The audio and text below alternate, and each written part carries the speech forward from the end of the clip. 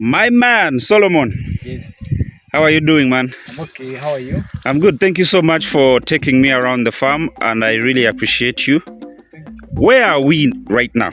What is this garden? Here we are. We are in the garden. We do have alfalfa behind me, the one that you're seeing. This is alfalfa, this one? Yeah, this is alfalfa. Now, this is 1 week old. This is 1 week old? 1 week old since we harvested it. You already harvested? Yeah. Now it has grown again after 1 week. Then after 2 weeks, we're going to be harvesting it. The one that you saw up there, the goats that we are feeding on. Oh, yeah. This is the alfalfa. So this one has proteins that all make the muscles. So now here what we do, during harvesting, we cut it down, then we leave it here in the garden to wilt for around 2 days. Then we carry it home, and then we crush it into powder. And then we supplement the powder. We can either mix any other stuff that we want in that powder, then we give them. We do that for them, we do that to utilize. If you just give them like this, they will eat the leaves and leave the stores. So you want to utilize both the stems and the leaves at the same time? Yes. I understand. So what is the point of leaving them in the garden to wilt? Yes, to wilt, you can't crush them when they are not dry. You have to leave them get dry, and then you go crush them. And in 2 days they are dry enough? Yes. Really? Yes. So you said alfalfa is the most used grass or weed for goats. Yes. How do they help the goats?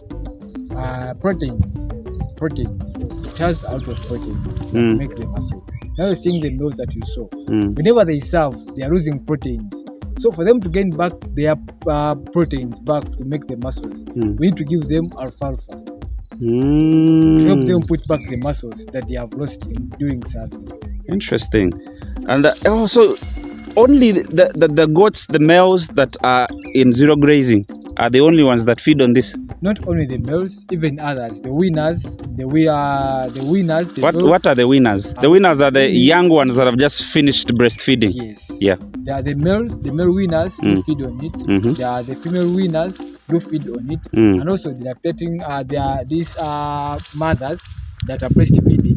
Those are the lactating mothers. Yes. They also feed on it. Interesting. I see some other type of grass here. Come closer here. This type of grass, I've been told it's also a very important grass in goat farming. What is this? This is Chloris Guyana. It's called Chloris Guyana. Yeah, Chloris Guyana. This Chloris Guyana has carbohydrates. So alfalfa is proteins. Chloris Guyana is carbohydrates. Yes. This is what we also crush and mix in the alfalfa for them to get the fats. So you mix them. Yes. So we do the same process. We harvest, semi-dry, go make the powder, and then mix. Let's go deeper into this feeding thing, because I think it's very important. Yes. Explain to people what semi-intensive goat farming is first. Semi-intensive is whereby the goats go in the field and feed. So when they come back, and you supplement them. That's what almost everybody should be doing. Yeah, but if you have the capacity of doing the zero grazing, if you have the land, you can. Whereby you can plant the grasses, you can go for zero grazing. Wow. So, don't you think that's too much work? Or zero grazing actually cuts the work?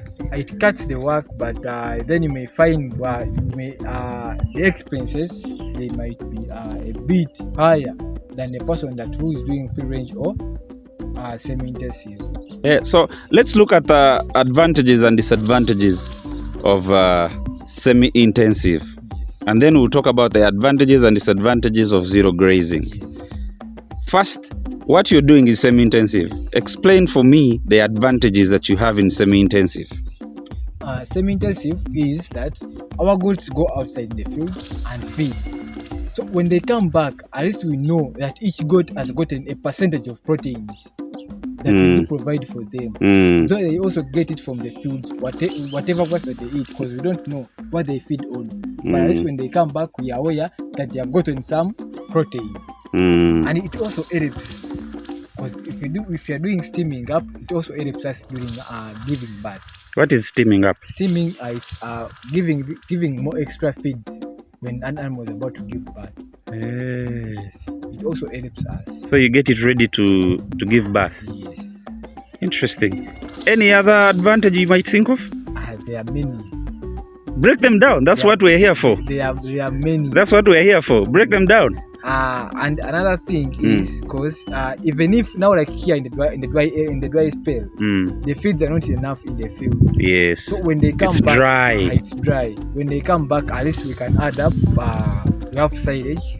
It works as a stomach feeder. At least if they eat silage, they can get satisfied. They have what to convert when they come back after supplementing them. Okay. What are the? I see alfalfa and Chloris Guyana. What other grasses do you use? We also have sugar graze, but we harvested it right there. Sugar graze. Oh, sugar graze is literally sorghum. We harvested. So it's there. It's already cut down. I can see that. We also have Bracharia mulatto. This one. This is Bracharia mulatto, but also harvested it. Hey, it's just also been harvested. So you can plant them together. Yeah. You can see alfalfa and the Bracharia mulatto are all they're all together. This what is this pipe for? This is for irrigation. Oh, it's for we are doing irrigation. Now this grass that you're seeing, alfalfa. If you have water, you harvest every after 3 weeks. If you have water. But then if you have no water, then it will take you around 1 month or 1 month and 1 week. So right now here, first we're doing this irrigation because we need the grass. We need the grass. After 3 weeks, we need to harvest. That's why you're seeing us irrigating. I understand. How do you keep this pump safe this side? No, don't they have thieves? Don't you have thieves? There is someone who is responsible of the garden. He stays here 24/7. A security guard. That is wonderful. So let's talk about then the zero grazing. I'm sure the zero grazing also has its advantages and disadvantages. First, give me a couple advantages of zero grazing. Zero grazing, you're sure of what your animals are eating.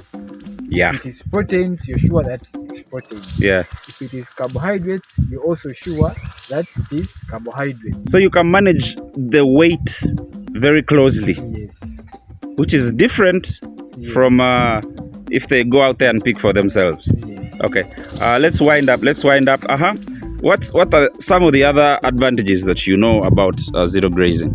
Zero grazing, and then they're not exposed to the ticks. You can control diseases. Yeah. Yes. But on the downside, it's expensive. Yeah, it's expensive. Since you are a veterinary doctor, perhaps I know you are only contracted to Ham's farm. Do you also give your services to other people outside? Yeah, we do give them, but as a company. As a company, as Ham. What is your number? I want you to put to give me the numbers of the company. If somebody needs you, they need your services. Yes. How can they find you?